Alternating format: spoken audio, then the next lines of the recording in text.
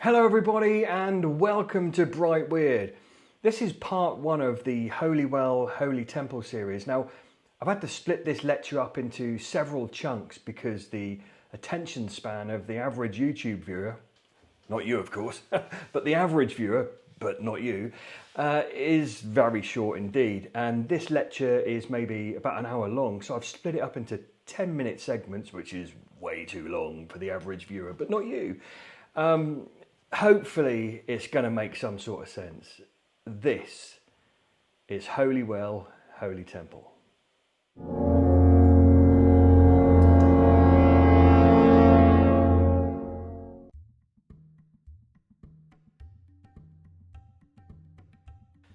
Someone once asked me, Steve, do you think the pyramids were built by aliens? And I sighed and simply pointed out that 100 years ago, people could make steam engines with their very hands, but today, the average person doesn't even know how to start a lawnmower. Earlier in my life, I spent 25 years in military service, and in that time, I noted that in the face of long and arduous tasks, never to underestimate the ability of groups of people to be extremely inventive in the manner that they face the work. I always attributed this to the genius of the bone idol, of which I was one of them. But perhaps there's a collective ability in mankind to make big problems simpler. Hence to the creation of tools from the bone mallet through to language. I think it's important not to disrespect the achievements and hard work of our forefathers in favour of a pile of fanciful horse manure. And there seems to be a lot of that at the moment, particularly on the internet. It seems in the 21st century that truths are no longer occulted. They're rather camouflaged in a forest of camel dung. And this dung is good, so long as it keeps the profane out of trouble. And regarding the nature of this lecture, I'll simply say that it is speculative in nature, with the hope of inspiring the reader rather than loading them up with nonsense like aliens did it with anti-gravity trumpets. I'm not going to be doing that, but I do have another lecture where I will be explaining that. It's already written, I just need to film it. Time. Yeah, it's difficult sometimes. Anyway, getting on to it. Here's part one, small beginnings. For millennia, people have wondered at the Great Pyramid at Giza and all of the other pyramids around it. And they've thought to themselves, how was it built? How long did it take? Who built it? Why did they build it? What's the purpose of the pyramid? And why build it at that particular location? In this lecture, I'll attempt to answer some of those questions and offer some speculative evidence for my reasoning. It's difficult, however, to discuss such things openly as doctrine tends to get in the way, and I'll explain this where zealots, either religious or academic, blindly obscure the obvious in plain sight in an attempt to protect their ego, their beliefs, or even their funding. And I politely ask that you keep an open mind during this particular lecture.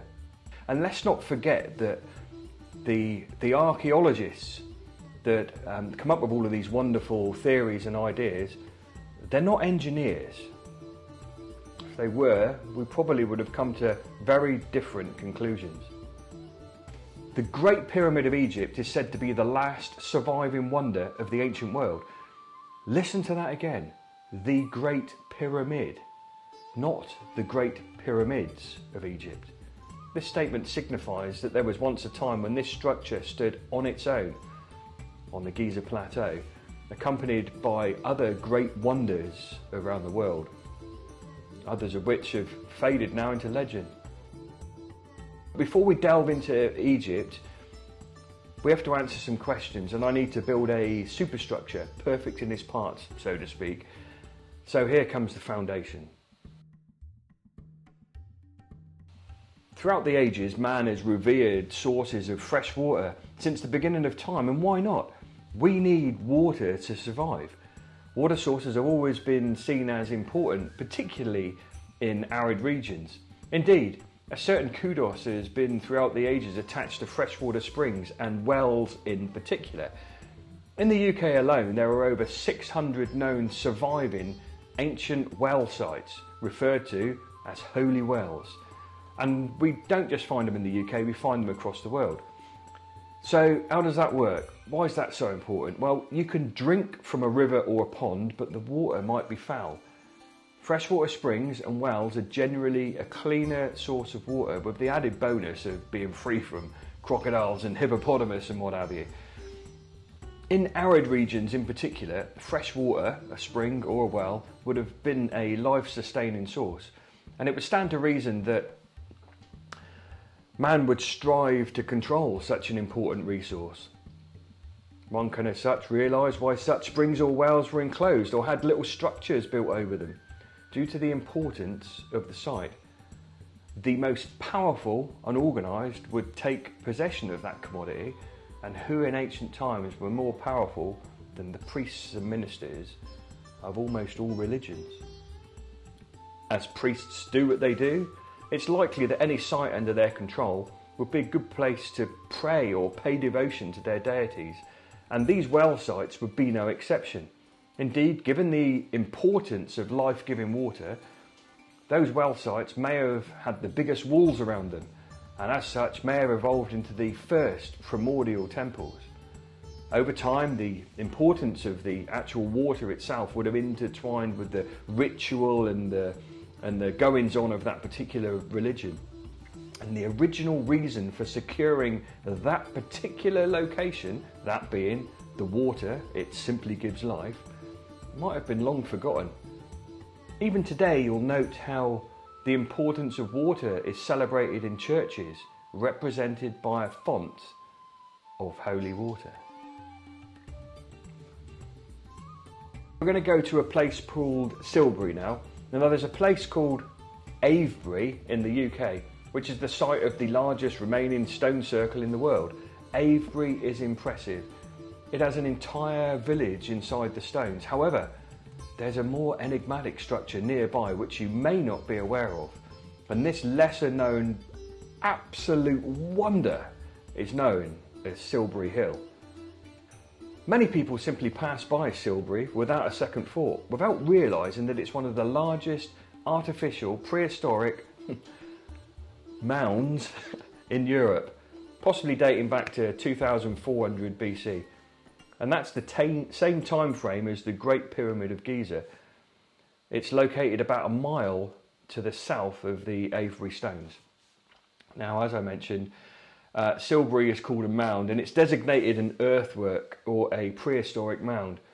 And as a point of fact, it's constructed not of earth, but approximately 500,000 tonnes of locally quarried chalk blocks and rubble.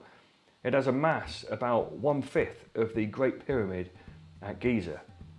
Now, one cannot fail to notice Silbury's similarity to pyramids worldwide. Now, it's not a true pyramid shape, it's more conical in shape, but let's not forget that the term pyramid is used to describe certain structures, particularly those in Mesoamerica, few of which, technically none, are actually geometrical pyramids in shape.